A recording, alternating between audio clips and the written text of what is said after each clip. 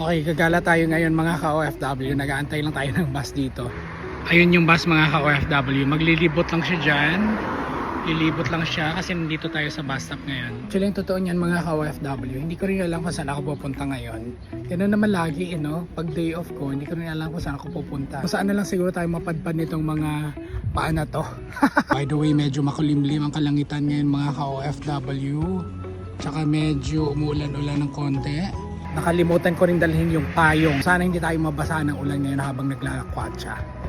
Baka sabihin ninyo mga ka-OFW, naku, ikaw talaga ka-OFW, lagi kang gala ng gala. Siguro ang dami mong pera. Hindi naman sa ganun mga ka-OFW, pwede naman gumala kahit na wala kang pera. Para sa akin meron ako talagang pamasahe. Importante sa akin yun kasi lagi akong sumasakay ng MRT, lagi akong sumasakay ng bus. So kailangan talaga may pamasahe. Yung isa sa pinaka-importante sa akin kapag naglalakwatsa ako. Isa din mga ka-OFW, kaya ako naglalakwatsa tuwing day off ko. Kasi parang nalulungkot kasi ako kapag ako lang mag-isa sa bahay, di ba? Nakakalungkot.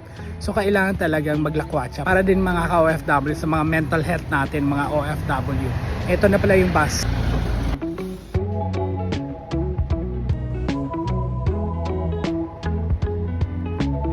Okay, pagkatapos natin sumakay ng bus mga ka-OFW, diretso ka agad tayo dito sa Hawker Center. The reason why kasi anong oras na ngayon? Mag-alas 5 na, no? Hindi pa ako nagla-lunch. Ito pa lang yung time na nananghalian ako. Siguro kakainin natin ngayon yung paborito kong Miss Yam. Tapos yung pisang goreng. Miss Yam, having here, makana. Yung paborito nating Miss Yam mga ka-OFW. Ito siya, nasa $3.30. So ito na yung in-order natin mga ka-OFW. Meron tayong Miss Yam dito. Tapos meron tayong pisang goreng dito. Ayan. Ang nabayaran natin dito nasa $5.30.